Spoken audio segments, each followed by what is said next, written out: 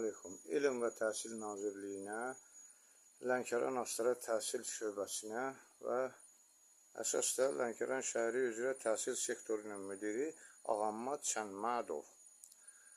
Cənab müəllimlər, siz Boladı kəndini tamam batırmaq istəyirsiniz. Yəni Boladı kəndinin təhsili tamam uçuruma gedir, uçurum vəziyyətinə, elə ölü vəziyyətinə düşüb.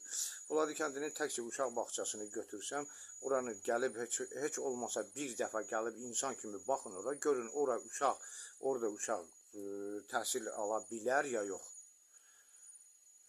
2 nömrəli məktəb.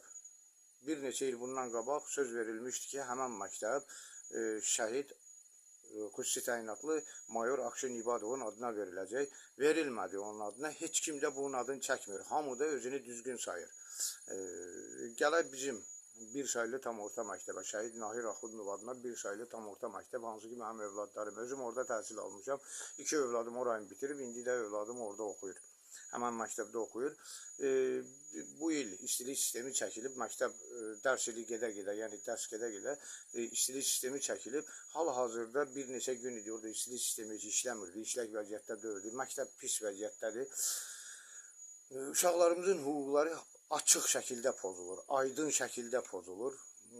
Adi hüquqlar var, uşaqların təhsil alma hüququ, uşaqların isti çay içmə hüququnu siz pozmuşsunuz. 2 ildir bizim məktəbdə bufet yoxdur. Bizim uşaqlar tənəffüs zamanı məktəb onları küçələrə buraxır. Kəndin mərkəzindəki ticarət mərkəzlərinə buraxır. Gedin, nə istəyirsiniz eləyin. Kimsə su içməyə, kimsə çay içməyə, kimsə şirniyyat yeməyə. Bu uşaqlar insan kimi bir şey yeyə bilmirlər. Yəni normal ayaq üstə durub orada-burada gəzə-gəzə yeyirlər, yetimlər kimi yeyirlər. Hələ üstəlik müəllimlərin danışmağa sözləri də var. Bizim məktəb direktorunu nəzərdə tuturam. Haqlı olaraq narazılığımı bildirdim. Zəncirdəki itlərini buraxmışdılar üstümə. Bu bir Seyran müəllimin yadına salmaq istəyirəm. Dekabr ayının sonunda bir uşağın başına orada hadisə gəldi. Az yaşlı uşaq ağır xəsarət almışdı. Təcili yardıma zəng olunmalı idi. Cənab Seyran müəllim, təcili yardım çağırılmalı idi, çağırmadınız. Həmin uşağa tikiş də gedib. Bunu xatırladıram sizə. Bu təkcə bir hadisə sizin yadınıza salıram. Bunu gizlətdiniz. Bunu kimi nə qədər məsələləri gizlətmişsiniz?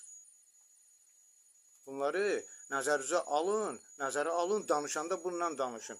Kişilik, ləyaqət, kişinin sözü ilə, əməli ilə ölçülür.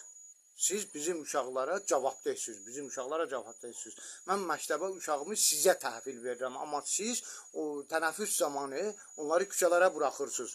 Soyuq siniflərdə, bir neçə müddət idi, soyuq idi, o istilik sistemi normal işləmir. İşıq sönən kimi istilik sistemi dayandı.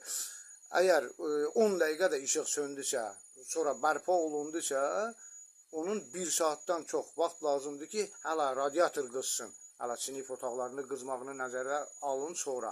Bizim uşaqlar idman eləyə bilmirlər. Yəni yoxdur, elə normal yeri yoxdur. Bizim uşaqlar mədəni tədbirlərdə iştirak eləmirlər. Bizim uşaqlar heç bir işlərdə iştirak eləmirlər. Bu hüquqları hamınız siz almışsınız onların əlindən. Almışsınız, hələ bir danışmağa diliniz də var. Bunları nəzərə alın, bundan sonra danışın.